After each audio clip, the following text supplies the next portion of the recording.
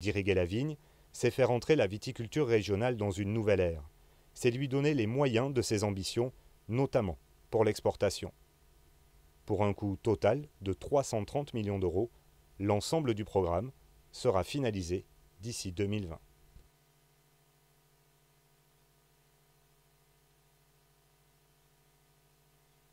Côté mer, le Languedoc-Roussillon, c'est 215 km de rivage, la première flottille de pêche de Méditerranée, 21 ports de plaisance et le premier parc naturel marin. Ici, la communauté maritime est une force. Unir ces hommes et ces femmes, leur donner les moyens de travailler ensemble pour le développement du Languedoc-Roussillon, voilà pourquoi la région a créé le Parlement de la mer. Installée en juillet 2013, cette assemblée est composée de 186 conseillers. Parmi les principaux caps fixés pour 2014, on distingue la réalisation d'un schéma directeur de dragage des ports, la réalisation d'un plan de développement des productions halieutiques ou encore le lancement d'un appel à projet qualité des eaux. Agir contre la bétonisation et pour la gestion durable du trait de côte est l'objectif le plus ambitieux. Notre dernier rendez-vous de la journée, on est toujours ensemble depuis la foire de Montpellier, Languedoc-Roussillon, sur le stand de la région Languedoc-Roussillon, et on va partir à nouveau avec Dominique Laporte, meilleur sommelier de France, meilleur ouvrier de France, à la découverte des cépages de notre région. Et je crois savoir aujourd'hui que nous avons les 4 départements qui sont représentés, Dominique. Alors oui, c'est une habitude. Le but étant bien sûr de faire découvrir nos terroirs, nos savoir-faire. Et là, donc, on va aussi balayer les 4 terroirs sur 5 producteurs de vin, parce qu'on a la Lozère. On les a toujours pas, mais ça ne saurait tarder, je pense. Alors pour déguster avec nous sur ce plateau, on a 3 Sétoises, c'est bien ça, vous venez de 7. Comment vous appelez-vous, madame? Fédora. Fédora, et vous, monsieur? Claude. Claude, et vous, monsieur? Et Jacques, soyez les bienvenus. Vous allez passer un moment agréable. Vous allez voir, parce que Dominique Laporte est un grand pédagogue de la découverte des vins de notre région. Je vous laisse avec lui. Bonne dégustation et à tout à l'heure, Dominique. Merci. Alors déjà, je vais vous servir donc ce premier vin, comme ça va lui permettre un petit peu de s'oxygéner. Donc on démarre cette dégustation par un vin donc, du département de l'Aude, où on va se rendre donc à Limoux, qui est une des plus anciennes appellations de notre région. Et l'intérêt aussi de cette dégustation était de vous parler un peu histoire, en parlant de la région de Limoux. Donc là, on est sur un vin qu'on appelle un vin tranquille, c'est-à-dire un vin qui n'a pas d'effervescence, pas de bulle. Il y a aussi, dans les vins donc, que l'on retrouve dans la région, il y a des vins dits tranquilles, comme ceci. Il y a des vins à bulles, donc l'effervescence, donc les fameux créments de Limoux, blanquettes de Limoux qu'on va pouvoir retrouver, et aussi des vins doux naturels qu'on goûtera en fin de dégustation. Donc l'intérêt est de parler notamment de Limoux et de son histoire. C'est qu'il faut savoir que cette zone de Limoux produit de grands vins blancs, et historiquement a toujours fait des vins effervescents, donc des vins à bulles. Alors, cette histoire remonte à quand même de nombreuses années, puisque les premiers vins à bulles répertoriés dans l'appellation Limoux datent de 1531. Donc, ce qui veut dire 200 ans avant nos amis champenois, qui ont soi-disant inventé les vins à bulles. Donc, on a quand même une antériorité beaucoup plus forte. C'est un peu le propre de notre région, et notamment, si on prend aussi l'histoire de manière plus globale de la viticulture en Languedoc-Roussillon, nos vignobles, nous, ont été plantés par les Grecs, alors que la plupart des vignobles français ont été plantés par les Romains. Donc nous, c'est aux alentours du VIe siècle que ça a été planté, bien avant les autres régions françaises. Donc c'est pour ça que nous avons une histoire, un savoir-faire aussi, qui est quand même indéniable. Et la région de Limoux, ce qui est amusant, c'est que la façon dont on fait les vins à Limoux était un peu différente de ce qu'on fait notamment maintenant, et ce qu'on faisait notamment au niveau des champagnes, mais il reste une appellation caractéristique avec la même recette, on va dire, que ce qu'on faisait donc dans les années 1500, c'est la fameuse blanquette de Limoux ancestrale. Où en fait le principe est assez simple, c'est qu'on va récolter des raisins avec une très bonne maturité, assez normale on va dire.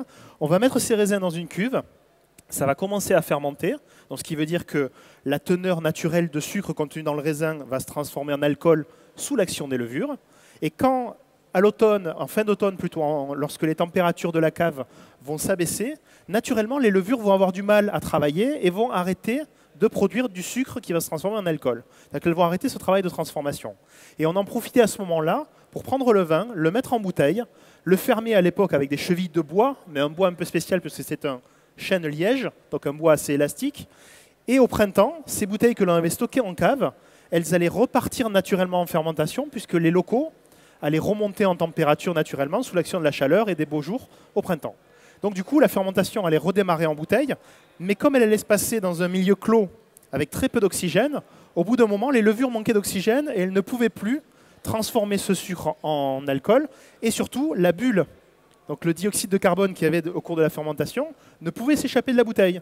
Donc il rendait le produit complètement gazeux. Donc c'est ça l'histoire en fait de la création des vins effervescents dans le monde, qui est originaire donc de Limoux, de ce premier vin qu'on va déguster. Alors je vous invite déjà à le prendre, à regarder un petit peu sa couleur. Il faut savoir qu'on est sur des cépages un peu particuliers à Limoux, puisque Limoux on se situe tout près de Carcassonne, dans l'Aude, et il faut savoir qu'au niveau de la climatologie, on est sur une climatologie un peu particulière, puisqu'on est vraiment bercé par des entrées océaniques, ce qui est assez flagrant, contrairement à tout le reste de notre région, qui lui est vraiment très méditerranéen. Donc du coup, on aura une incidence beaucoup plus fraîche, un petit peu plus d'humidité, et ce qui va dire que la maturité des raisins va être beaucoup plus longue, puisque le soleil est moins ardent qu'en bord de mer. Et vous, à 7, vous êtes bien placé pour le savoir. Mais il y a justement cette maturité plus lente qui va lui permettre de capter plus de minéralité, plus de fraîcheur, et de générer un vin qui aura toujours plus d'acidité, plus de fraîcheur, donc avec un bon potentiel de garde, et surtout ce qui est parfait pour pouvoir faire des vins effervescents. Alors aussi, la particularité, c'est qu'on est sur des sols calcaires, notamment dans la région de Limoux, et ce calcaire est très propice, comme tous les sols d'origine un peu blanche, est un sol propice justement à faire des vins blancs d'excellente qualité. Et les sols calcaires, où est-ce qu'on les retrouve dans des grandes régions françaises? En Bourgogne et notamment en Champagne aussi. Donc les cépages de prédilection, notamment de Limoux, et sur cette appellation donc en vin blanc non effervescent, donc un vin blanc qu'on appelle tranquille, ça va être du chardonnay. Alors c'est vrai que le chardonnay, ce n'est pas forcément un cépage originaire de Languedoc-Roussillon, mais à Limoux, oui, il a toujours donné de bons résultats, et souvent accompagné de deux autres cépages locaux qui s'appellent le Mozac et le Chenin, qui est un cépage qu'on retrouve aussi beaucoup dans la région de la vallée de la Loire. Donc voilà un petit peu la particularité de Limoux, qui est vraiment un vin en marge des vins de notre appellation Languedoc-Roussillon. C'est vraiment un peu différent et ça peut nous apporter des vins avec une diversité, une originalité autre. Donc vous voyez donc le fait qu'il y ait un ensoleillement un petit peu plus faible et une maturité beaucoup plus longue et plus lente, on aura des couleurs un petit peu plus claires. Voilà, vous l'avez remarqué, tout à fait, beaucoup plus claires. Comme le vin est encore assez jeune, donc sur ce domaine de Mouscaillou, on est donc sur un vin où on est sur un millésime 2010. Alors certes, c'est un peu évolué pour un vin blanc, mais regardez, malgré tout, il a une couleur, on dirait que c'est un vin de l'année quasiment. Il a très peu d'évolution, parce que son acidité lui a permis de fixer une couleur qui va très peu évoluer dans le temps, et c'est justement la force d'avoir des vins avec une bonne acidité, une bonne vivacité. Alors, on voit bien sûr que la robe est plutôt jaune pâle, avec des nuances légèrement dorées. Ça, on en a parlé ces jours précédents sur ce qu'on avait au niveau de la couleur. Et bien sûr, alors on s'amuse à parler des larmes, mais les larmes, comme je vous l'ai expliqué ces derniers jours, ça ne va pas nous donner de grandes indications. On ne peut juste que les décrire. Ce n'est pas ça qui va nous dire s'il y a de l'alcool ou du sucre ou une éventuelle teneur en glycérol dans le vin. Donc maintenant, on va profiter du vin et on va le sentir, mais sans l'oxygéner. C'est-à-dire qu'on va le sentir en sentant d'abord sur le haut du verre et ensuite dans le bas du verre. Comme ceci. Alors vous allez sentir sur le haut du verre, vous avez des arômes assez aériens, assez légers, avec beaucoup de délicatesse. Et plus on rentre le nez dans le verre, plus il va y avoir des arômes mûrs, des arômes de fruits plus matures, plus confits quasiment. Est-ce que vous avez senti cette variation? Oui. Alors c'est vrai qu'il est plutôt floral au début, et sur une notion de fruits plutôt agrumes, plutôt frais, plutôt acidulés. Et au fond, c'est plutôt de la pêche, de l'abricot, des notes de pommes un peu rôties quasiment. Alors maintenant, oxygénez votre vin comme ceci, et vous allez voir en l'oxygénant, on arrive à avoir justement beaucoup plus d'arômes. Donc on n'hésite pas à bien mettre de l'oxygène dedans, puisque ça va éclater les molécules aromatiques et lui donner beaucoup plus de parfum. Alors vous sentez, c'est nettement plus marqué, quelque chose de beaucoup plus puissant. Alors certes, c'est peut-être moins élégant, moins fin que ce qu'on avait au premier nez, mais c'est surtout beaucoup plus parfumé. Et là, vraiment, on a quelque chose à dire et on sent vraiment beaucoup de choses. Est-ce que vous trouvez la gamme aromatique identique ou pas au niveau du nez? Oui, identique, mais plus prononcée, exactement. C'est la particularité, c'est beaucoup plus marqué. Alors maintenant, on va déguster ce vin et on va profiter donc de la partie gustative où on va ressentir un peu d'onctuosité, un peu de nervosité apportée par la fraîcheur qu'on appelle l'acidité, et derrière peut-être une petite connotation légèrement amère qui va apporter du volume et de l'ampleur au vin. Donc on va le sentir, le déguster et voir un petit peu ce qui se passe en bouche. Alors sachant que vous pouvez ou avaler ou recracher, ça ne changera rien en termes de perception aromatique, hein. N'ayez aucune crainte.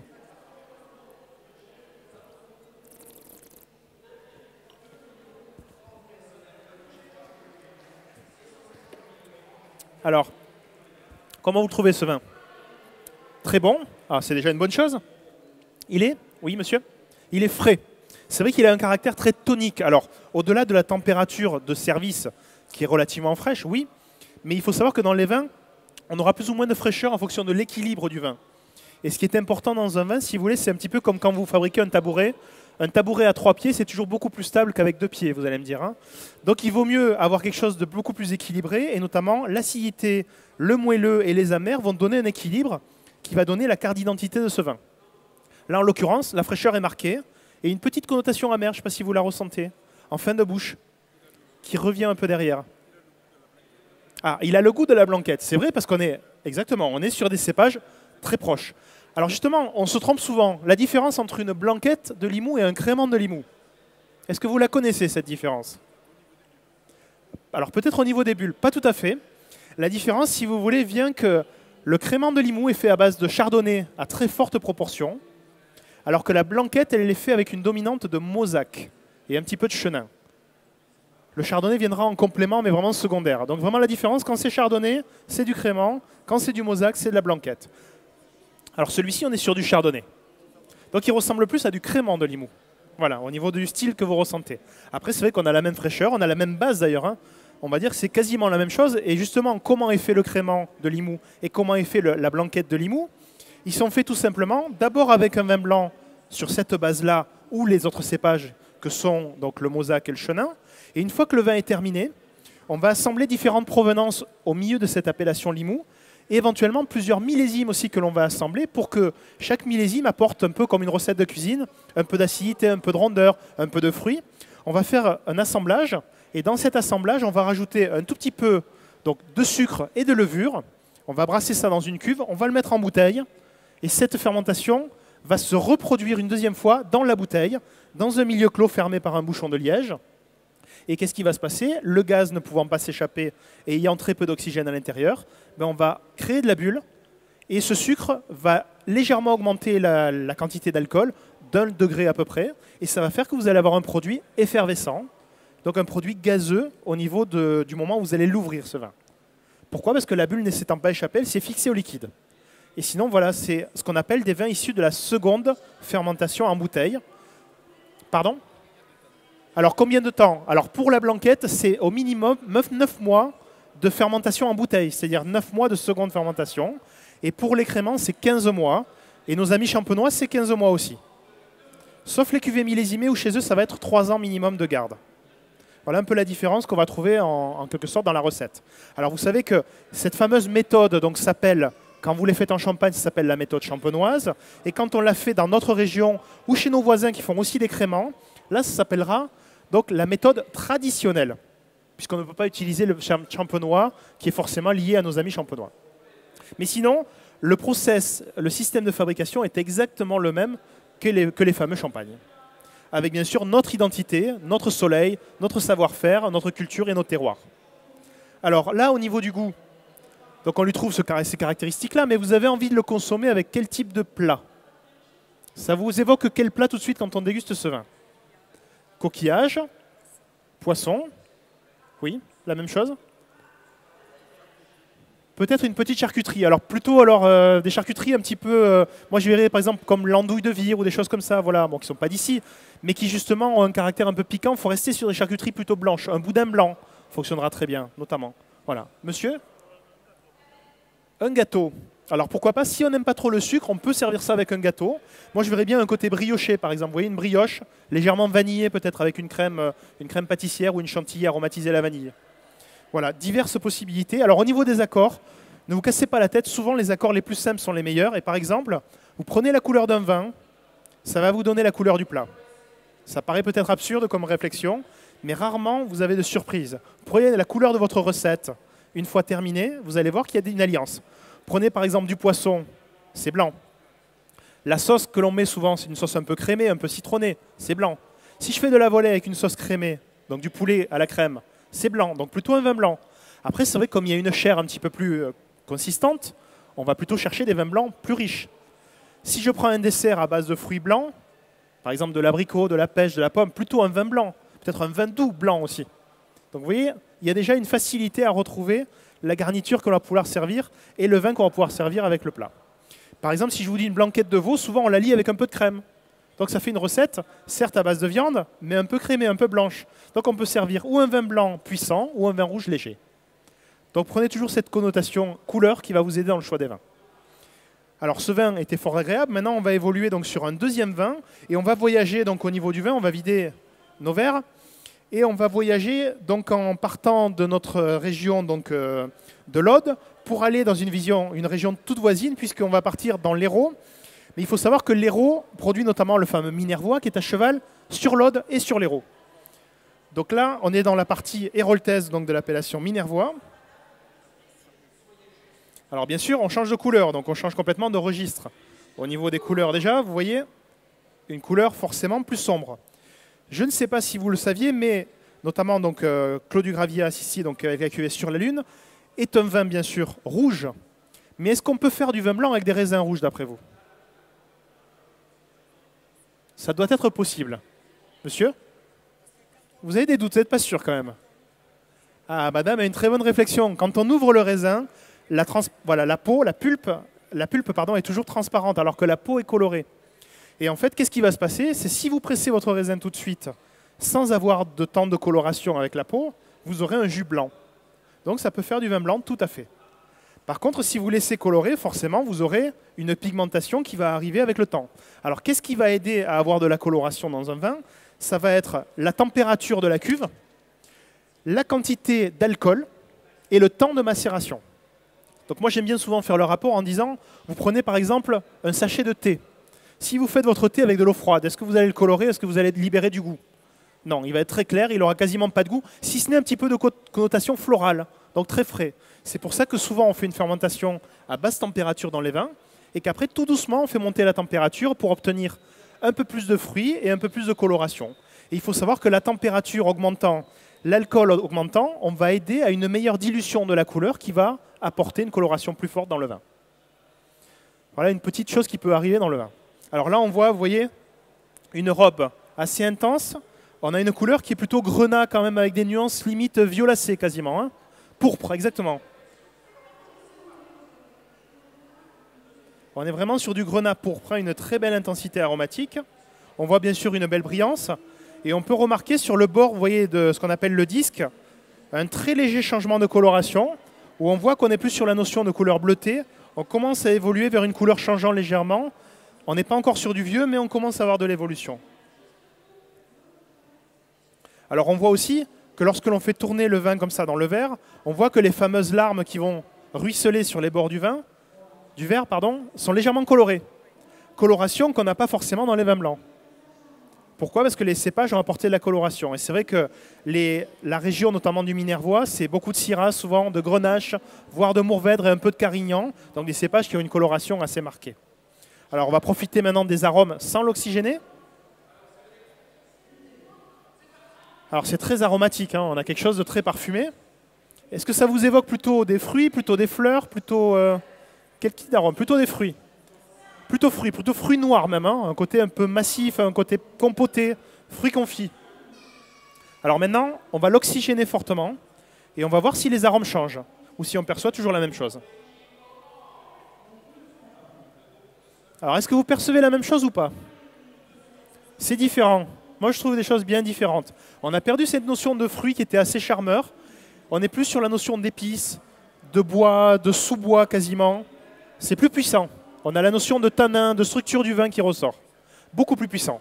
Pourquoi? Parce que le fait d'avoir rentré des molécules d'oxygène, ça a cassé notamment les molécules aromatiques et ça a fait ressortir des arômes plus lourds. C'est pas pareil. C'est pour ça que quand on déguste un vin, il ne faut pas hésiter à oxygéner, à profiter du vin et à le laisser tranquillement dans un verre s'épanouir. C'est ce qui va lui apporter de la diversité. Alors maintenant, on va le déguster, voir un peu comment ça se passe. Alors sachant qu'attention, vous allez avoir un petit élément supplémentaire que vous n'aviez pas tout à l'heure. Vous allez avoir des tanins. Alors les tanins, qu'est-ce que c'est? C'est ce petit élément qui, au niveau de la langue, va légèrement râper sur la langue. Et suivant la puissance des tanins, on aura soit une impression de granulé, vous voyez, sur la langue, ou très fin, ou moyennement grossier, ou très grossier. Et ça va s'appeler la qualité des tanins, qui seront plus ou moins fins en fonction de la structure du vin. Alors on va le goûter, on va voir ce qui se passe. Pensez à toujours prendre un petit peu d'oxygène et à faire tourner votre vin dans la bouche. Alors c'est pas super élégant quand on est à table, mais au moins ça permet de bien le déguster.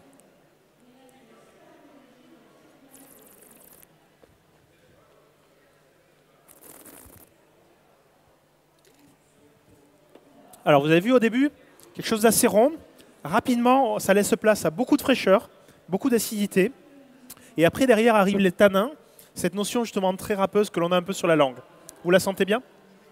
Alors, on ne l'a par contre que sur la langue. Parfois, il arrive avec certains vins qu'on ait aussi cette sensation sur les gencives. Là, ce qui n'est pas le cas. Ça veut dire qu'on a une bonne structure tannique qui est bien appuyée par la notion d'acidité aussi qui les fait ressortir. Il faut savoir que si vous avez de l'acidité, les tanins paraissent plus marqués. Alors que s'il y a beaucoup moins d'acidité, les tanins paraissent très peu marqués. C'est pour ça qu'on laisse vieillir les vins. Comme ça, avec le temps, l'acidité diminue. Et surtout, les tanins s'assouplissent. Pourquoi ils s'assouplissent aussi? Parce qu'en fait, il va y avoir une combinaison qui va se passer dans le vin sous l'action de l'oxydation et donc de l'oxygène à travers le bouchon et à travers le petit vide d'air que l'on a dans la bouteille. On va avoir une combinaison qui va se passer entre les matières colorantes, alors qu'on appelle de manière scientifique les anthocyanes, qui vont se combiner avec les tanins. Donc couleur et tanin vont faire des petits flocons qui au début ne vont quasiment pas être visibles, mais petit à petit vont devenir de plus en plus visibles sur la surface du vin. Et à force, avec cette épaisseur et le fait de floculer un petit peu plus marqué, de façon plus marquée, ils vont s'alourdir et tomber dans la bouteille. Et du coup, on va avoir le fameux dépôt dans le vin, ce qui va faire qu'on va avoir une perte de coloration et aussi une perte de dureté dans les vins, une perte de structure. Alors, on va regoûter ce vin et maintenant essayer de se focaliser sur une chose, avec quel type de plat on peut le servir.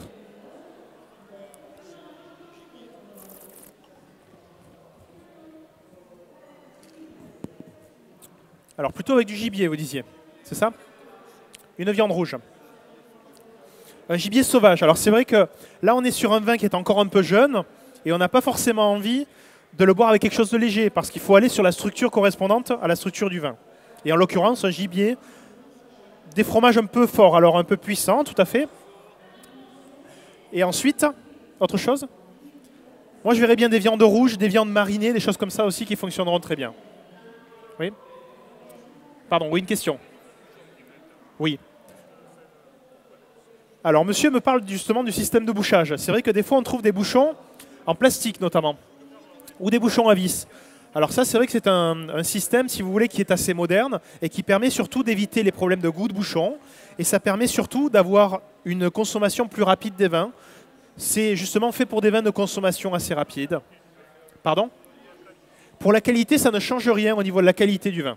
Donc c'est juste un système qui est un peu moderne et c'est vrai qu'on a pour l'instant un petit blocage au niveau des consommateurs, voire même des vignerons, qui ne veulent pas trop l'utiliser et pourtant ça permet d'éviter d'avoir des problèmes liés à la qualité d'un bouchon. Mais on a eu, vous savez, par le passé des problèmes très forts de bouchage qui maintenant sont de moins en moins présents parce qu'il y a vraiment un sérieux beaucoup plus important. Voilà. Mettez-vous plus par là alors. Mettez-vous plus par là. On a un nouvel invité donc, à qui on va servir donc, ce vin. Voici. Donc voici le Minervois sur lequel nous étions en dégustation, monsieur. Donc là, c'est vrai qu'on a envie de quelque chose d'un petit peu plus structuré. On va maintenant poursuivre donc, sur un autre vin. Donc là, on va voyager donc, dans le département du Gard, dans les environs de Sommières.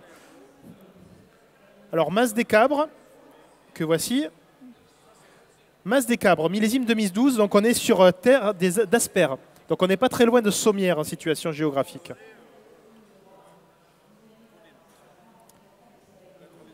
D'accord. Alors voilà, madame parle du système pour servir. Alors, ce système s'appelle un stop-goût en français ou un drop-stop en anglais. En fait, ça permet d'éviter de faire une tâche quand on l'on sert. C'est assez pratique, c'est vrai. Exactement. Quand on a une jolie nappe blanche, c'est toujours problématique. Alors, vous voyez au niveau de la couleur par rapport à ce que nous avions tout à l'heure, on a un vin qui est un tout petit peu plus clair, un tout petit peu plus faible en coloration. Et surtout, on voit par contre qu'ici, il y a une dégradation de la couleur qui est un petit peu plus accentuée. On voit qu'il y a une petite faiblesse de couleur parce que le vin est moins sombre, moins intense. Et ce qu'on voit bien aussi, je pense qu'à la caméra, nos auditeurs doivent bien le voir, on a des larmes très très colorées qui tombent sur le bord du disque.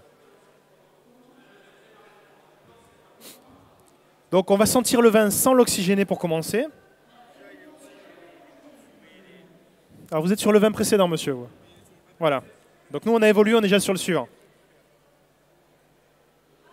Donc là, au niveau aromatique, on a un vin qui est très parfumé, un petit peu moins intense que le précédent, qui avait un caractère beaucoup plus extraverti, beaucoup plus parfumé. Là, on est sur quelque chose d'un petit peu plus délicat, plus en souplesse, plus soyeux, avec un peu plus de rondeur peut-être. Alors maintenant, vous allez l'oxygéner et voir un petit peu aussi comment il va évoluer. Non, là on n'est plus sur un Minervois, on est donc à côté de Sommières, donc on est sur les terres d'Asper, dans le Gard. Dans le Gard, exactement. Par contre, il est un tout petit peu plus marqué sur les épices.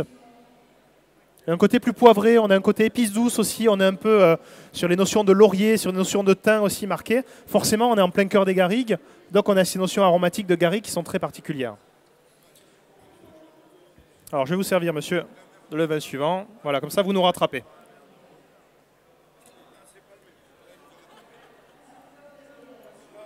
Alors, au niveau aromatique, c'est vrai que ces connotations d'épices sont marquées, mais après, en l'aérant, on commence à avoir des notions de fruits rouges, de fruits plus à l'eau de vie par rapport à ce qu'on avait précédemment.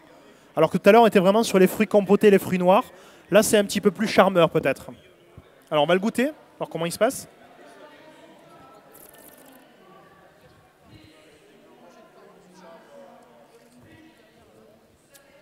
Alors, gustativement, c'est vrai que tout à l'heure, on avait des tanins plus marqués, on avait un vin qui était plus structuré. Là, par contre, on est plus sur de la tendresse. On est sur un vin un petit peu plus léger. Les tanins sont aussi marqués, mais par contre, ils sont moins... Alors, si vous voulez, ils sont moins puissants, mais par contre, on a un tout petit peu plus d'amertume. Si vous voulez, moins de tanins et plus d'amertume, il est un peu différent. Et c'est vrai que cette amertume est encore un peu jeune. Moi, je préfère attendre avant de le consommer, celui-ci. Ou alors, je vais plutôt chercher un plat mijoté pour essayer d'amoindrir cette impression-là. Voilà. Chacun exactement, on sait goût tout à fait en matière de dégustation. Hein. Donc moi j'irais bien sur un plat, par exemple, avec pas mal d'arômes, pas mal de puissance. Moi je vois bien un gigot d'agneau que l'on va confire un petit peu avec une sauce un peu épicée au thym, avec une sauce thym et laurier, ou pourquoi pas aromatisée aussi à la sauge, ça peut fonctionner. Mais surtout le laisser cuire longtemps pour essayer d'apporter une notion de rondeur et de velours en bouche qui va amoindrir la structure du vin et le rendre un petit peu plus facile à boire. Alors, parmi ces deux vins rouges, quelle est votre préférence, madame? Le premier, monsieur. Le premier aussi, monsieur?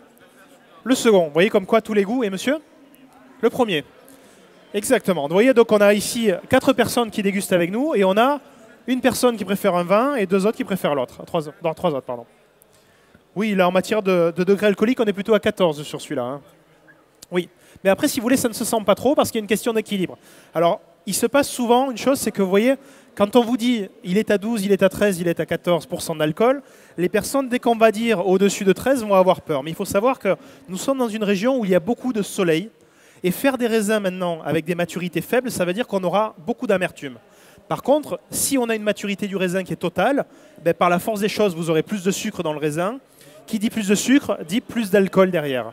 Donc maintenant, si vous voulez, les choses ont changé. Avant, on avait des vins qui avaient 10, 11 degrés d'alcool, qui était la nature des vins, parce qu'on buvait des vins plus parce que l'eau était souvent souillée, l'eau n'était pas souvent propre à la consommation, et on buvait du vin pour équilibrer quelque part notre organisme. Aujourd'hui, on boit du vin pour le plaisir, et on préfère avoir des vins plus mûrs, avec beaucoup plus de rondeur, plus de maturité. Voilà la différence. Monsieur, vous avez une question? Exactement, c'est vrai qu'une gardiane, quelque chose de mijoté, peut fonctionner très bien. Alors maintenant, on va déguster un autre vin. Alors là, on va changer de verre. Je vais vous servir dans un autre verre. Un vin un peu particulier. On va servir un vin produit dans le Roussillon. Donc, il s'appelle un Rivesalt ambré. Alors, vous voyez à la couleur. On a une couleur quand même qui est bien différente. Voici. Alors, la couleur de Rivesalt ambré vient bien sûr, enfin le nom de cette appellation, vient déjà d'une chose par rapport à la couleur. En fait, il s'agit bien sûr d'un vin blanc, comme vous le voyez, mais un vin blanc qui a subi une très forte oxydation. En fait, comment sont faits ces vins? Puisque ces vins s'appellent des vins doux naturels. Un vin doux naturel, qu'est-ce que c'est exactement?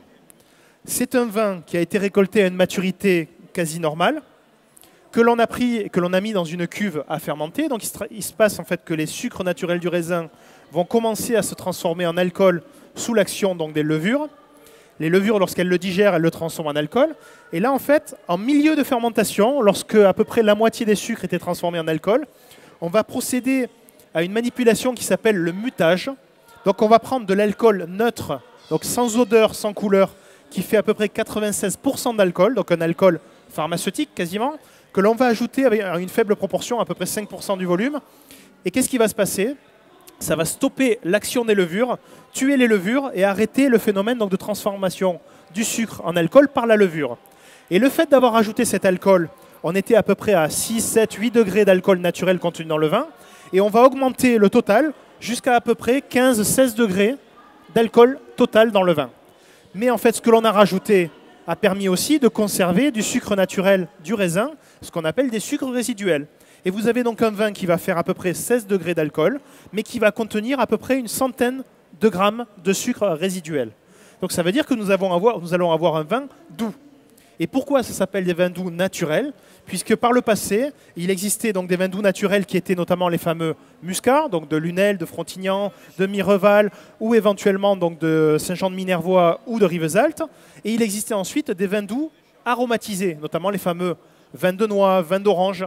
Mais aujourd'hui, on ne peut plus employer ces termes-là, puisque le terme vin est exclusivement réservé à une catégorie de produits. Les vins sont des produits exclusivement produits à base de raisin. Donc dès lors qu'on rajoute ou des noix ou de l'orange, on perd l'appellation.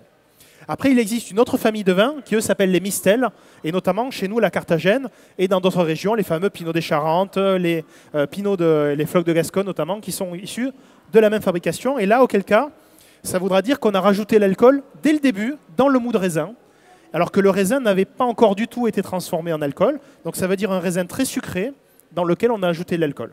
Donc le produit sera complètement différent, et au niveau des taxations aussi, au niveau fiscalité, il est un petit peu plus taxé et plus cher. On est sur des vins qui sont là-dessus, on est à 16,5 là-dessus. Alors vous voyez, la couleur, elle est issue donc d'une oxydation, puisque le but étant de faire des vins que l'on va chercher à faire évoluer en couleur. Et notamment, on va essayer d'obtenir une couleur oxydative et surtout des parfums d'oxydation. Et là, pour les parfums que vous allez ressentir dans le vin, vous allez avoir des notes normalement de fruits secs et de fruits aussi desséchés, comme par exemple l'orange. Alors vous allez sentir et voir un petit peu ce qui se passe au niveau des odeurs. Vous voyez les parfums, on est sur des notions d'orange amer, des oranges, de fruits secs. Il est vraiment très parfumé, exactement. Maintenant, vous allez l'oxygéner.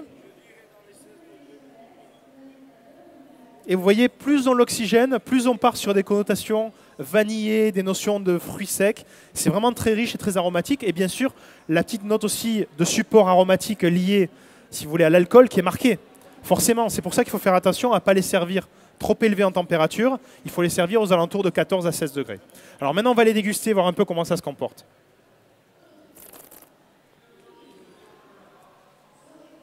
Vous voyez, vous êtes sur des vins très ronds.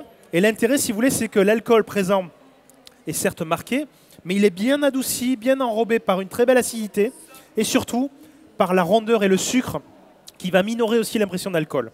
Et là, tout de suite, on est quasiment dans une pâtisserie. C'est-à-dire qu'on est vraiment dans un vin qui se sert en dessert, qui se sert aussi en guise de digestif. Et c'est vrai que ça, sur des desserts, notamment à base d'orange, par exemple, des notions de dessert aussi de pêche, par exemple, d'abricots, une tarte aux abricots, ça fonctionne très bien. Ou alors, pourquoi pas un accord un peu plus original, un foie gras avec une petite compotée, vous voyez, par exemple, d'abricots à côté. Ça peut faire vraiment des merveilles. Alors bien sûr, on va terminer là, notre dégustation. Jean-François va nous rejoindre, je pense, dans quelques temps, et peut-être lui faire déguster aussi ce vin qu'il va apprécier. Alors, vous avez pu voir ici la diversité, si vous voulez, des appellations. Ici, donc, nous avions un vin blanc de la région donc, audoise. Ici, un vin rouge du Minervois, donc, dans l'Hérault. Ici, un très beau vin du Gard, donc, dans les environs de Sommières. Et un vin doux naturel, donc, le fameux Rivesaltes-en-Bray. Pour clôturer, Jean-François, un fameux vin doux merci. de Catalogne. Comment savez-vous que j'aime bien le vin doux? Je m'en doutais. Qui n'aime pas les vins doux? C'est clair. C'est vrai que ça, c'est le propre. Bon, bien sûr, des vins doux, on en trouve un peu partout dans notre région, mais la particularité des vins donc, catalans, et notamment les Rivesaltes-en-Bray, c'est que ce sont des vins uniques. On n'en trouve que chez eux. On me fait signe en direct. Il souhaite que je déguste aussi. Alors, je vais le faire parce que quand tout à l'heure, il m'a dit c'est un muscat ambré, c'est ça, hein? Alors non, c'est pas du muscat. C'est quoi? C'est un grenache avec un peu de macabeu. Ah, pardon. Ok. Voilà, je prends l'atelier en route, excusez-moi. Et l'étiquette est de l'autre côté, donc exactement. Merci de votre compréhension. Je vous la montre. Ceci étant, ah oui. Donc oro comme sa couleur, tout simplement, couleur or. J'adore ça. Quelle senteur. Voilà, ça c'est la particularité. On a quelque chose de très aromatique et ça c'est vraiment les trésors que nous avons dans le Languedoc-Roussillon. Exactement. Je vais dire qu'avec un dessert, ça doit bien le faire. Hein. Exactement. Ça doit bien le faire. Et un foie gras. Ah oui. Foie gras, c'est ce qu'on a dit justement, on l'a dit juste avant. Un foie gras, tout à fait. On l'a dit, on l'a dit. Je prends le train en route. Est-ce qu'on arrive au terme de la dégustation, Dominique? Alors, demain, merci madame, merci messieurs d'avoir été avec nous. Hop. Demain, de quoi allons-nous parler dans l'atelier œnologie que vous animez tous les jours à 18 h? Je vous le rappelle ici, depuis la foire de Montpellier, la région directe. Nous sommes en direct. D'ailleurs, ça me permet de vous dire, sans transition, que si vous souhaitez revoir les séquences de Dominique Laporte, ainsi que l'ensemble des émissions qui sont réalisées ici en direct chaque jour, vous restez sur la région .tv et vidéo à la demande. On peut revoir les émissions qui ont été enregistrées ici. Dominique, demain? Oui, alors demain, on ira sur les hauteurs de l'Hérault, notamment proche du lac du Salagou, avec un terroir particulier, ces fameuses terres rouges. On ira dans le Roussillon pour goûter un rosé donc, du domaine des Clos d'Amour. Donc on avait le Mas Brunet ici, ensuite les vins du Clos d'Amour. Nous irons ensuite dans le Fitou, dans la région de Fitou avec la cuvée Oufti. Et ensuite dans le Gard avec la cuvée éolienne donc, du Mas d'Espanet. Merci beaucoup Dominique. Merci. On vous souhaite une bonne soirée. Ce soir c'est nocturne, vous pouvez venir. Vous savez, il y a des soirées nocturnes qui ont été rajoutées. Ce soir, il y en a une. On se donne rendez-vous quant à nous avec toute l'équipe que je remercie une fois de plus. Et on salue leur travail derrière les caméras, en régie, réalisation, le son, la lumière et la captation vidéo. Demain matin, 11 h pour 11 h le mag. Merci, bonsoir. Bonsoir.